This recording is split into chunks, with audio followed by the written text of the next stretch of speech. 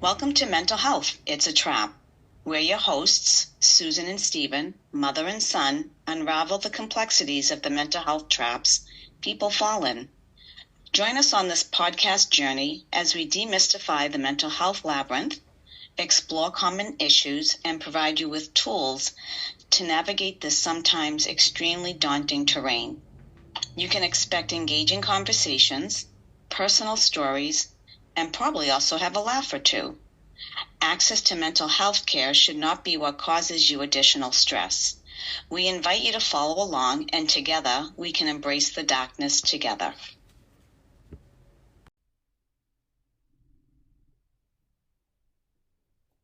We want to welcome you back today, and we will be talking about anxiety and how it can manifest in different ways physiologically and through thoughts, and also share some examples of, how anxiety can be experienced and how it can be ongoing after certain events.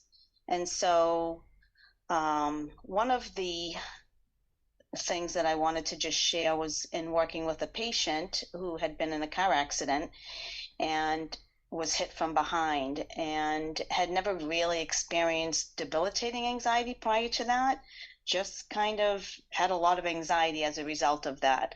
And, I think it was more because being hit from behind, not seeing it coming, and it was sudden, and, the car spun. Thankfully, no one was seriously injured, and she had a really hard time getting in a car after that. Her anxiety was off the charts. And so she had seen her provider, and her provider was like, well, just get in the car and drive. Just keep getting in the car and keep driving. Can you imagine what that must have been like for her?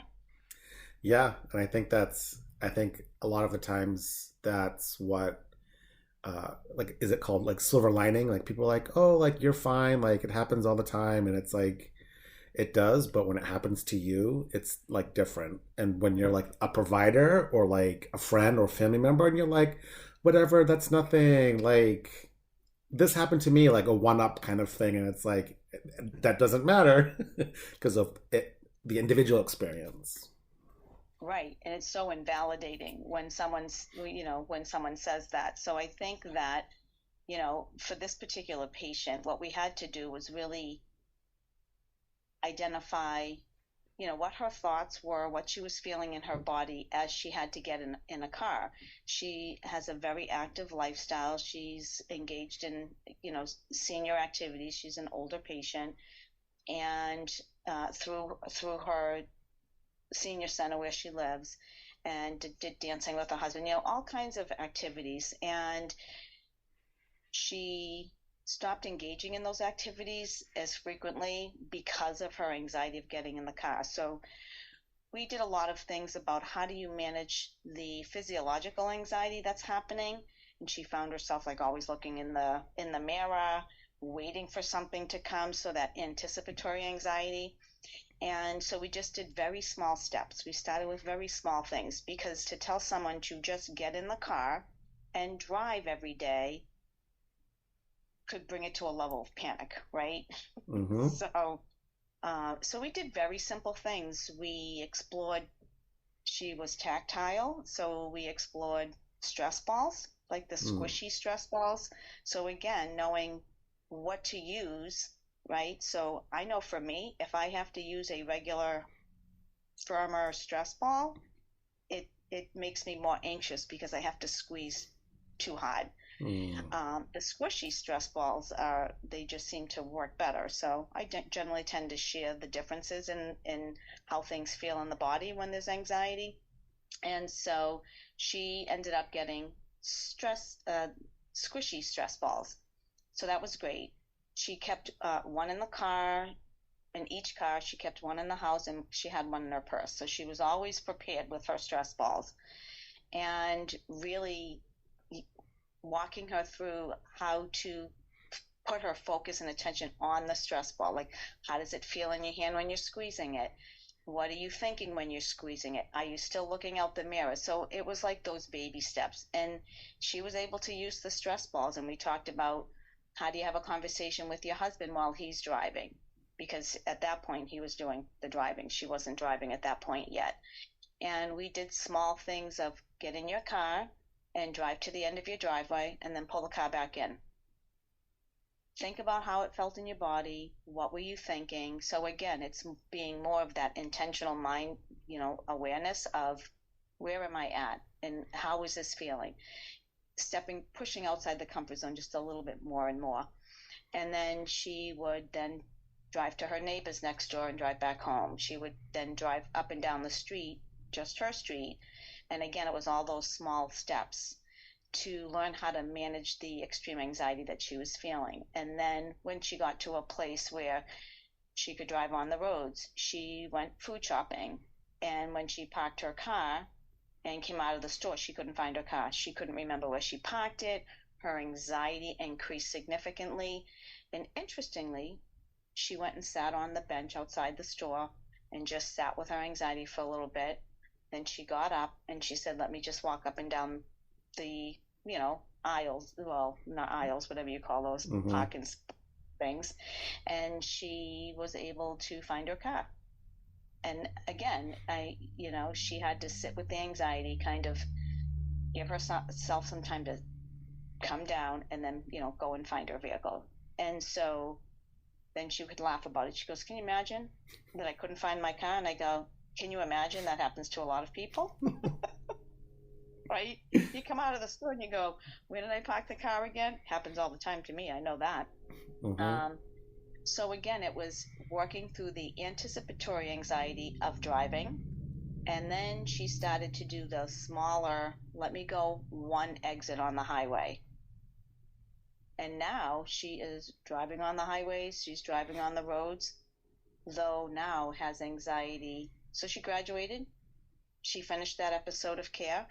And then she ended up coming back recently because now she's having anxiety of worry thoughts about family, not being able to sleep.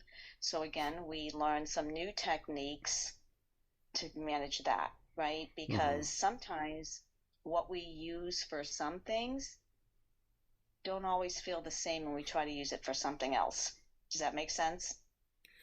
Yeah, but I'm also wondering and am curious about is, um, and if it's something that you two worked together on, was there something underneath it, right? So obviously the car accident is a representation of something that actually happened, right? Because when you think about, or when I hear you talk about this example, a big part of it is the fight or flight system, which helps us to be alert. And when you get into a car accident or something bad happens, it's basically kind of your limbic system, which is often the known as like the reptilian brain, and so it's always looking for a threat, and can kind of be something that increases anxiety because it's more of the physical things that you feel, and it's kind of like the reaction that you have. So kind of to bring it back to the question is for the new anxiety that's coming up about worrying thoughts and worrying about family members, did you two or the patient kind of figure out if there was something that was kind of like, I guess, the culprit or causing those thoughts to happen? We haven't done that yet because she's just recently come back into work with me, Mm. and she had tried medication for her anxiety, which worked really well, and she discontinued the medication because her anxiety was better and she was driving more and she was on the road and on the highways and bringing her grandchildren to school, picking them up and all of that. And so she stopped the medication. And so she's just restarting the medication, the same medication, at a low dose, and wasn't really finding a lot of benefit. So we're increasing it to see if there's additional benefit, or hopefully additional benefit from it. And then just working on, what are the anxious thoughts, and try to identify like kind of where it's coming from. And I think another piece is age plays a big factor, right? We start to question our mortality, which can, you know, provoke anxiety, and then start worrying about other things. And so she's been going through stuff, her personal things, and giving things to the people in her family that she wants to have those things. So I Mm. think that that might be a piece that's playing into it, though we haven't. We'll probably explore that more at our next appointment. And so I think it's some of that stuff is now playing into it. Like I haven't really had a lot of like big anxiety in my life, though this car accident, resulted in some pretty significant anxiety. Then I worked through that, and now it's this other piece, right? Because she's Hmm. in her late 70s, and so she's at the age where, you're going to start kind of questioning those things and, looking back at your life and all of those lovely things that we get to do as we age. Hmm. Yeah, I mean, it sounds like because that's kind of what I was thinking of. Like car accidents are probably like one of the things that people can go through and consider it like a near death experience of like that's a possibility. And so it sounds like it also is like forcing her to be more present or aware of death coming. And although it's not a secret that we're all going to die eventually, but having to go through a traumatic experience kind of is like forcing her, but also her body is kind of, her mind is not letting her, because she stops the medication, she's good, and then it's like, oh, now these worry thoughts of like what's going to happen like with other people versus like the inward of like my death is coming for me, if that. Right, because the anxiety this time around is not centered around driving. Yeah. And so again, it's these experiences can lead into other areas of your life that you didn't think about, or she was living life and doing her activities and all of that, and then this one event happened where there was a loss of control, right? There's this being hit from behind and not seeing it coming, and the car spinning, and getting thrown around in the car even with the seatbelt on, hitting your head, like those kinds of things. And then you go, wow, that we walked away from that. Hmm. Yeah, and it just makes me think about again how people experience things differently, right? So like your age, like how like severe the car accident was, like your level like of awareness, because I can, as we kind of shared in like even I think the first episode was just me being in the car accident when Stacy died, and I was 16, but I was also asleep. So there is less of an awareness because a lot of people are like, oh, you must have like survivor's guilt. And I know you kind of question maybe even, me getting my license and driving like a month later. Oh, yeah. So let's just share that little experience, you little turd. When you called me on the phone that day and you said I didn't pass, and I don't know if I ever told you, you couldn't see me because I was on the other end of the phone, and I was jumping up and down, going, yes, he didn't get it, yes. And so let me share with all of our listeners. I get home, and Stephen had his license sitting on the counter.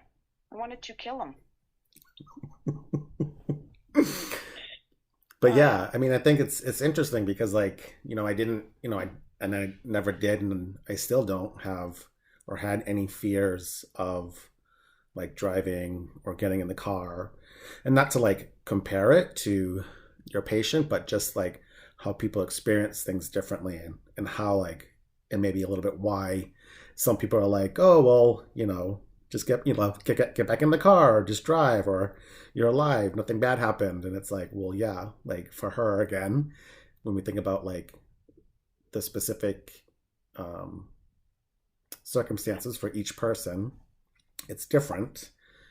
And just the kind of like mini summarize of how sometimes growth happens through discomfort. So it's like, exposing yourself to the things that make you uncomfortable, like gradually over time, can help you push through it, but also being able to talk about it with someone. And in her case, medications, which it's great to use like short term and to help kind of stabilize where they're at so they're less anxious, and using different tools and tricks to work through what they went through. Right, because I mean, again, medication is a piece of treatment. There are some people that don't need medication, and that's okay. And then there are some people who do need medication, and that's okay as well. And depending on what the situation is or where the mental illness is in terms of the depression or the anxiety, um, some people need it for life. So we just don't know. And so we usually find out when they stop taking the medication, was it really working or not? And that's when people find out. And so the Mm-hmm. benefit of that is if it was working and you feel like it has helped you manage life more effectively and being able to function in your life, then it's a personal choice. I don't push medication. I don't prescribe it. Um, though I have seen it do wonders for some people, and so I think again it's a personal choice, and then learning some strategies and tools to to figure out how to manage it. So I think that there's those two things, because I know when you were driving, I put a lot of my anxiety around Stacy's accident on you. Mm-hmm. Um, like text me, call me from the house phone. Don't call me from your cell phone. Call me from the house phone. So I really, really know you're at their house. I mean, it was extreme anxiety for me with you driving. Mm-hmm. And it wasn't you as the driver. It was just the experience of her dying in that car accident. So and I had to learn to separate that, like to work through that in order to let you be you and get in the car and drive and live your life. So that was not easy. I'm not going to lie. Mm-hmm. Yeah, and I mean, it also points out how even when things happen to other people, that there's an experience of like anxiety or distress that other people can have outside of being in the car accident. So like kind of like the difference between your patient being in the car accident, my experience being in a car accident, and then your experience of being kind of like the outsider, like not in the car accident, but it still had an impact on you. Right, exactly. And so, yeah, so it just goes to show the web of anxiety and how it impacts people differently depending on, what that situation or experience is, whether you've personally experienced it or were impacted by it. Mm-hmm. So yeah, I think that that's true. And I did run an LGBT group uh, a number of years ago, and that was anxiety provoking for me because I was like, okay, I had a client ask me to run a group, and I said, I'll do my best. However, I need to find someone who identifies in the community so that there was that connection piece to really be able to support the clients who would attend that group. And then, clients coming in at different ages. I mean, I had people in that group from 18 into their late 50s, early 60s. And so just the journeys and the time frame where they grew up was very different. So someone in their 60s coming out back in those days was unheard of, and then how it's a little different today for others. And so they're all coming in with anxiety, and we're trying to, navigate this group, and then, feeling comfortable with preferred pronouns was an anxiety provoking for some of the clients in the group for fear of judgment. Like if Mm-hmm. I say I identify by they, them, and their pronouns, and another person in the group who identifies as gay, and a male, and uses the he, him, his. I don't know if I got those right. um, I'll be judged by that person, an Mm-hmm. older person, and so and trying to work through those and make it like a safe group for everyone to be able to feel comfortable.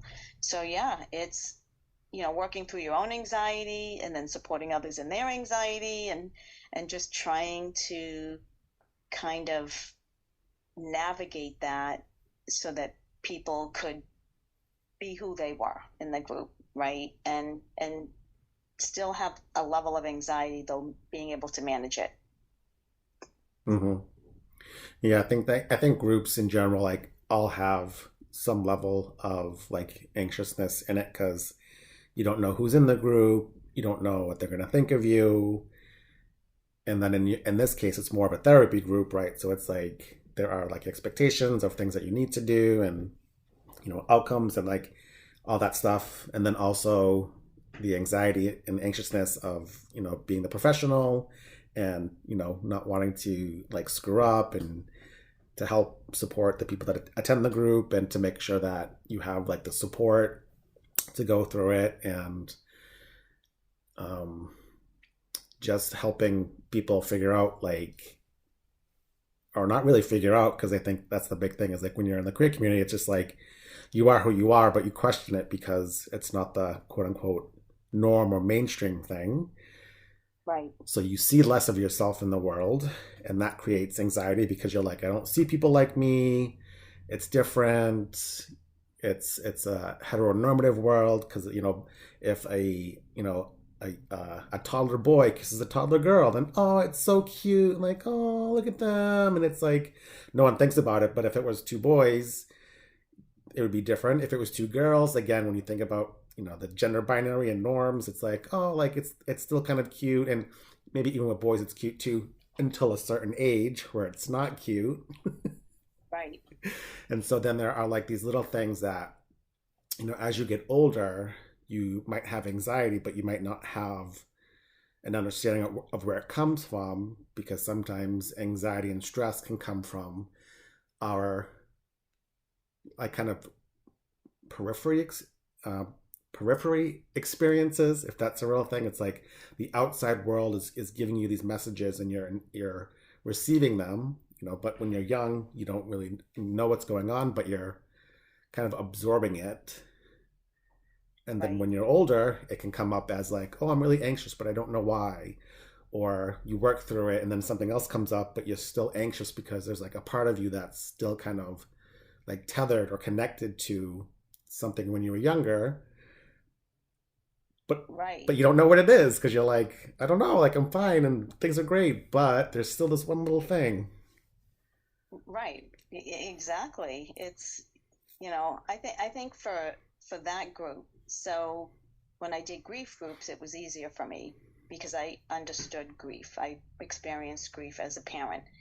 And so there was more of a connection. Like we've lost a child, and or a sibling has lost a sibling or a grandparent. Mm-hmm. And then when I did the LGBT group, it was definitely out of my comfort zone. I said, I don't identify in the community. So for me, I was like, what, again, what if I screw up? Like, um, I don't know a lot about it. And I remember our first group, my coworker that ran it with me identified as lesbian, and she introduced herself, and then I introduced myself, and she said to me, "So what are your preferred pronouns?" And it caught me so off guard because I've never thought about what my pronouns were. It just never crossed my mind, right? Mm-hmm. And so I looked at her and I go, "What are you?" So the good thing was it was a humor group in a lot of ways too, because we worked really well together, and we got along really well with all the clients, and Mm-hmm. so and it made it less anxiety provoking for them because I was just transparent in the group, and I said, my pronouns are me, Susan. I don't know, I used three different things, but they weren't like the she, her, hers. Mm-hmm. And so again, it was like kind of like an icebreaker. And I had to do that because it caught me off guard, and I was anxious going, what is she talking about? Right.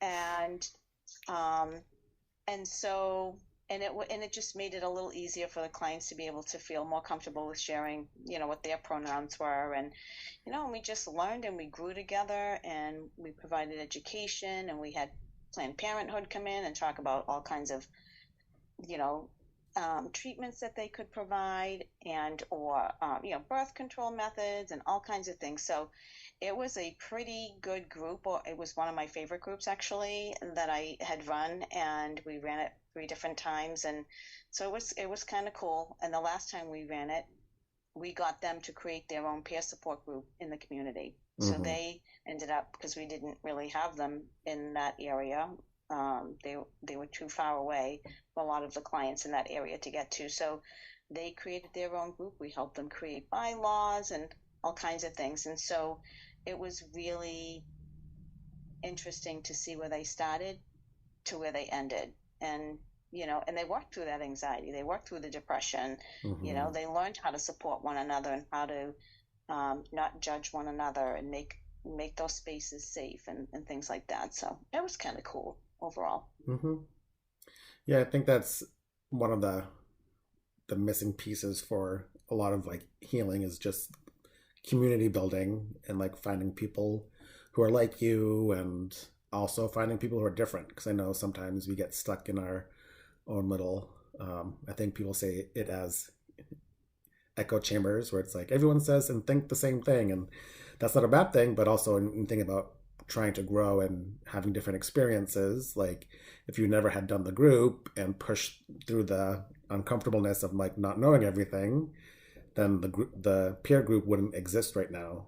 And sometimes that's what it takes is like when people are curious and open-minded about trying new things although it's uncomfortable, right? Because when we think about anxiety, there's a level that when it's too much, it can become like debilitating and it can like cause you to feel depressed, right? Because you're so overwhelmed that it like shoots you all the way down into like I can't do anything because I'm so overwhelmed with everything. Versus like a healthy level of anxiety where you can push yourself through it and still kind of even stumble on the way or figure things out without it having like not really a harmful impact, but something that keeps you from doing things because you're too anxious about it. Right, right. So I think there's a natural level of anxiety in most people, just in general, and if someone asks me to do public speaking, I'm going to have anxiety around that.